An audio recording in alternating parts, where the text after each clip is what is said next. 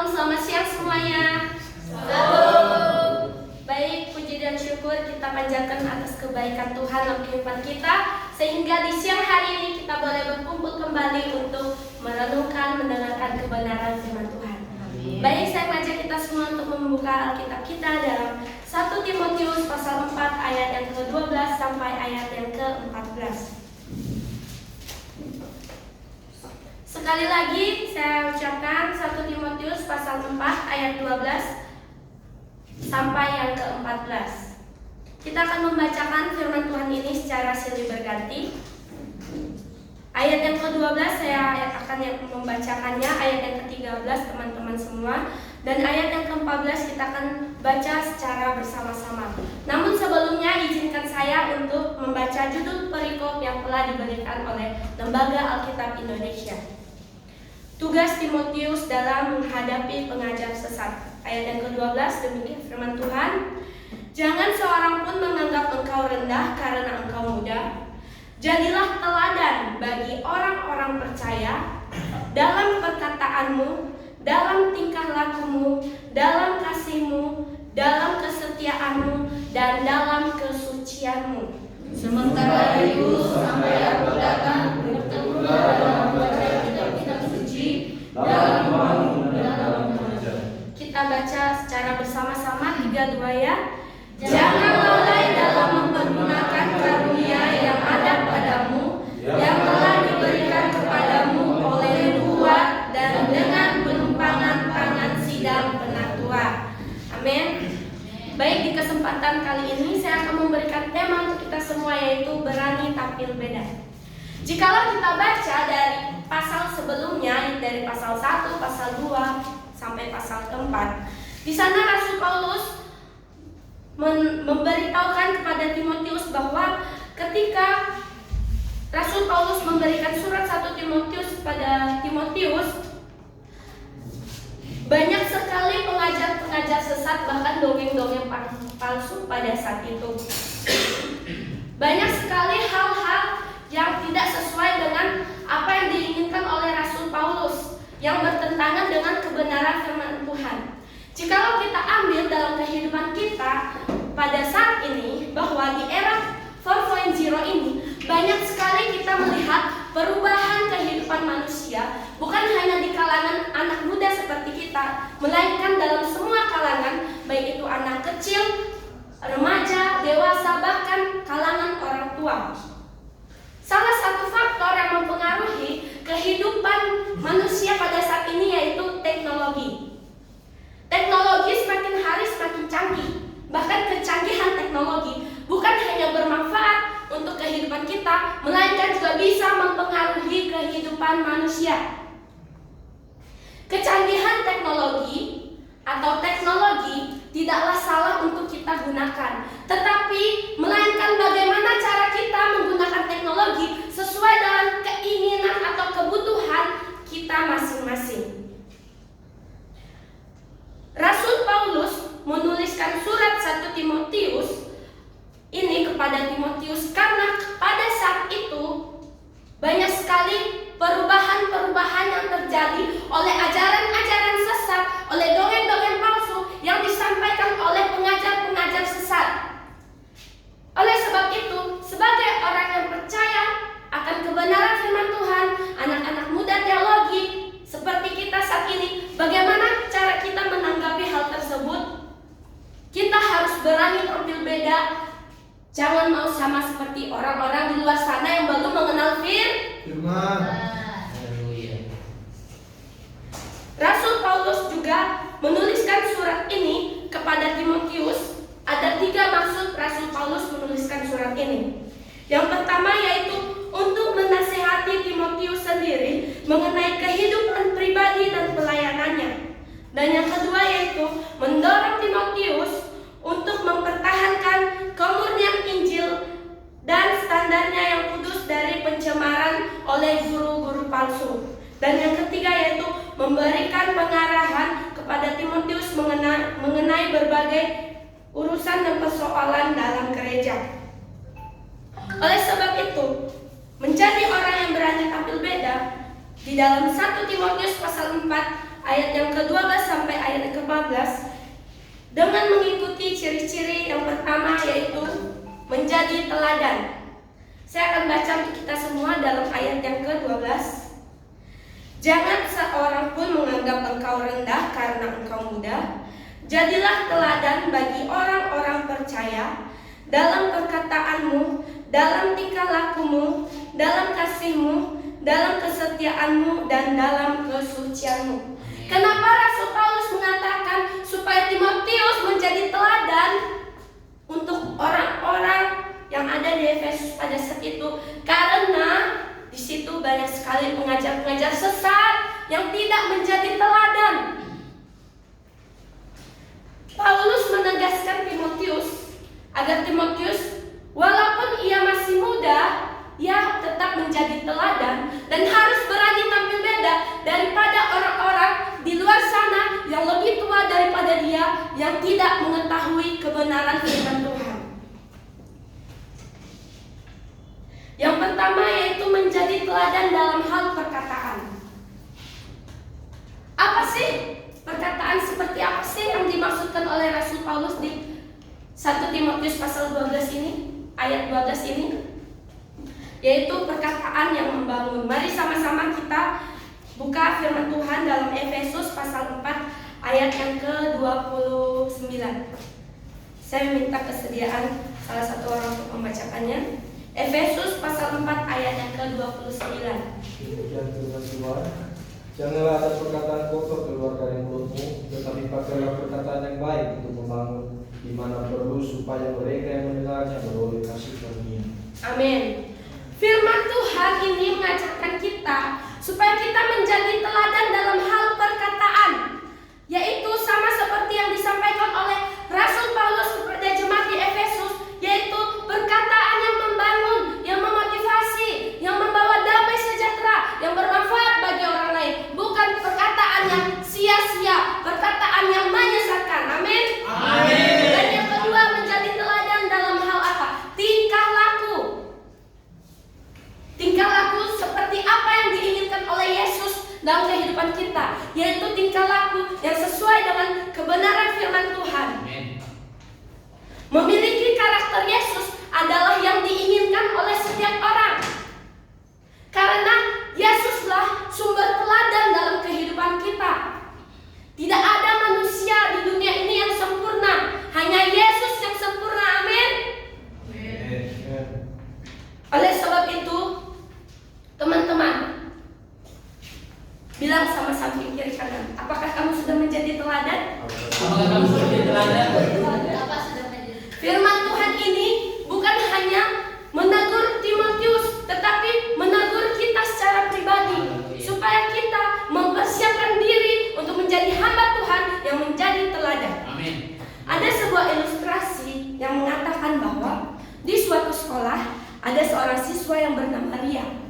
Ria ini adalah salah satu remaja di gerejanya. Selain dia memiliki karakter yang baik, dia juga siswa atau siswi yang berprestasi. Suatu saat gurunya memanggil dia. Gurunya bertanya, "Ria, kamu adalah salah satu siswi yang hebat di sekolah ini. Ibu bangga kepada kamu. Bahkan ibu bingung, kok Ria bisa sih? Udah berprestasi, cantik, karakternya baik lagi." Ria berkata, "Puji Tuhan Ibu, terima kasih. Ini semua bukan karena kuat gagah saya. Ini bukan karena hebat saya, Ibu. Tapi karena saya percaya dan saya juga sudah diajarkan dari kecil oleh orang tua saya. Dimanapun saya berada, saya harus menjadi teladan. Karena kebetulan saya memiliki adik. Otomatis sebagai kakak, adik pasti melihat apa yang kakaknya lakukan. Oleh sebab itu, orang tua saya mengajarkan kepada saya supaya saya memiliki karakter yang baik agar adik saya bisa menuruti atau mengikuti apa yang saya lakukan. Dan orang tua saya juga mengajarkan bahwa saya bukan hanya harus menjadi teladan bagi adik saya, tetapi dimanapun saya berada. Dan dia juga berkata, teman-teman, selain diajarkan oleh orang tuanya, ada satu sosok pribadi yang sangat ia kagumi dalam kehidupannya, yang menjadi pedoman dalam kehidupannya, yang menjadi teladan utama dalam kehidupannya, yaitu Yesus Kristus. Jadi melalui ilustrasi ini, bagaimana dalam kehidupan kita saat ini? Banyak sekali pengajar-pengajar sesat di luar sana. Mampukah kita anak-anak muda ini menjadi teladan bagi mereka? Oleh sebab itu ya teman-teman, mari sama-sama kita membangun kehidupan kita supaya kita berani tampil beda, yaitu salah satunya itu menjadi teladan. Menjadi teladan tidaklah mudah.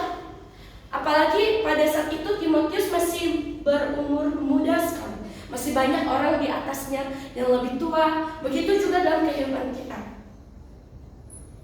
Tetapi umur itu tidak menjadi hal yang utama, melainkan yang utama yaitu Kristus dalam kehidupan kita. Kalau kita sudah memiliki Tuhan, tidak ada yang tidak mampu kita lakukan, karena Tuhan pasti menolong kita. Menjadi teladan itu tidaklah mudah, teman-teman. Karena apa? Pasti banyak yang menganggap kita, ngapain kamu sok-sok nasehatin aku, sok-sok ngajarin aku, kamu masih muda, aku udah tua, kamu kurang ajar ya. Coba seandainya kita ketika kita menasihatkan orang tua, ketika orang tua melakukan hal yang tidak sesuai dengan apa yang Tuhan inginkan. Contohnya orang tua di kampung-kampung sana kan masih banyak melakukan adat istiadat yang tidak bertentangan dengan kebenaran firman Tuhan. Mampukah kita sebagai anak muda menasihatkan mereka, menjadi teladan bagi mereka? Oleh sebab itu, mari sama-sama kita belajar seperti apa yang disampaikan oleh Rasul Paulus, supaya kita menjadi teladan. Begitu juga bukan hanya dalam perkataan, tingkah laku, tapi dalam kasih, kesetiaan, dan kesucian. Dan yang kedua, ciri-ciri orang yang berani tampil beda selain menjadi teladan, yang kedua yaitu membaca kitab suci dengan tekun. Ayat yang ke-13 saya akan baca sekali lagi untuk kita semua. Sementara itu sampai aku datang, bertekunlah dalam membaca kitab-kitab suci, dalam membangun dan dalam mengajar. Kenapa Rasul Paulus berkata kepada Timotius supaya Timotius bertekun dalam membaca kitab suci, supaya iman Timotius tidak digoyahkan. Tidak digoyahkan oleh pengajar-pengajar sesat pada saat itu. Begitu juga dalam kehidupan kita. Ketika kita bertekun membaca kitab suci, maka iman kita akan diteguhkan, dikuatkan, sehingga kita tidak akan mudah goyah oleh pengajaran-pengajaran sesat di luar sana. Ada sebuah ilustrasi yang mengatakan bahwa di suatu sekolah, saya lebih banyak mengambil ilustrasi di sekolah karena kita sebagai mahasiswa. Di suatu sekolah ada salah satu mahasiswi. Mahasiswi ini terlahir dari keluarga Kristen. Suatu saat ketika dia tamat dari SMA, dia langsung masuk ke sekolah tinggi teologi.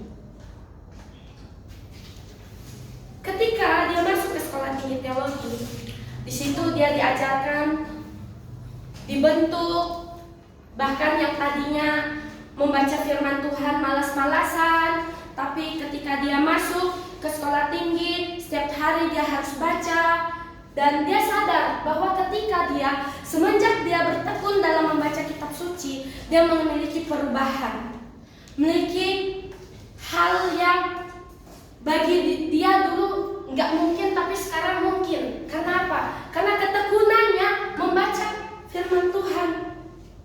Orang yang berani tampil beda adalah orang yang bertekun dalam membaca kitab suci, supaya dia tidak akan mudah tergoyahkan oleh pengajar-pengajar sesat yang ada di luar sana. Amin.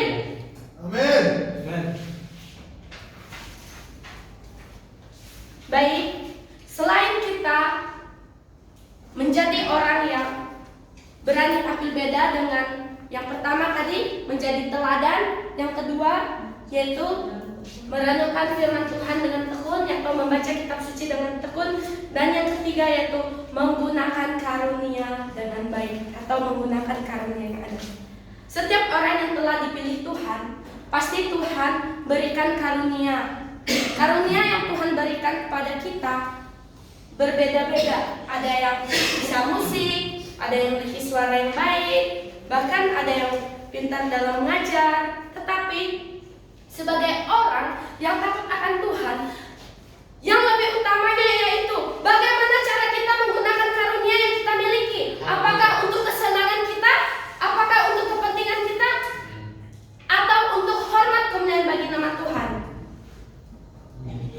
Di sini Rasul Paulus mengatakan kepada Timotius, ketika Timotius dipercayakan oleh Rasul Paulus untuk menjadi orang yang dipercayakan oleh Rasul Paulus, ketika dia sudah percaya menerima Yesus sebagai Tuhan dan Juru Selamat dalam kehidupannya, Rasul Paulus percaya bahwa Timotius memiliki potensi dalam dirinya. Potensi itu adalah suatu kemampuan, karunia. Rasul Paulus menasihatkan Timotius supaya Timotius jangan lalai menggunakan karunia yang ia miliki. Ayat yang ke-14 saya akan baca untuk kita semua. Jangan lalai dalam mempergunakan karunia yang ada padamu, yang telah diberikan kepadamu oleh nubuat dan dengan penumpangan tangan sidang penatua. Rasul Paulus menasihatkan Timotius supaya potensi yang ia miliki kembangkan untuk hormat kemuliaan bagi nama Tuhan, bukan untuk kepentingan dirinya sendiri. Amin. Bagaimana dengan kehidupan kita saat ini? Apakah kita sudah menggunakan karunia yang kita miliki untuk hormat kemuliaan bagi nama Tuhan? Amin. Jikalau belum, mari sama-sama kita belajar. Mulai dari sekarang, kita gunakan potensi yang kita miliki untuk hormat kemuliaan bagi nama Tuhan. Ada sebuah ilustrasi yang mengatakan bahwa di suatu gereja ada seorang nenek. Walaupun dia sudah nenek, tapi dia memiliki suara yang bagus, teman-teman. Ketika nenek ini bersaksi ternyata suaranya indah. Suatu saat nenek ini bersaksi begini, terima kasih atas kebaikan Tuhan dalam kehidupan saya. Walaupun saya sudah lanjut usia, tapi puji Tuhan, saya masih bisa menceritakan cinta kasih Tuhan dalam kehidupan saya. Saya akan menyanyikan sebuah pujian. Lalu nenek ini menyanyi, dan ketika orang mendengarkan suara nenek ini, orang merasa diberkati oleh pujian yang ia nyanyikan. Jadi, apa yang dapat kita ambil dari ilustrasi ini? Umur tidak menentukan untuk kita memuliakan nama Tuhan. Oleh sebab itu teman-teman, menjadi orang yang berani tampil beda dengan orang-orang di luar sana yang belum mengenal firman, yang pertama yang harus kita lakukan yaitu menjadi teladan. Dan yang kedua yaitu kita harus tekun dalam membaca kitab suci. Dan yang ketiga yaitu menggunakan karunia yang telah diberikan oleh Tuhan dengan baik untuk hormat kemuliaan bagi nama Tuhan. Baik, demikian firman Tuhan pada siang hari ini. Shalom, terima kasih, Tuhan Yesus memberkati.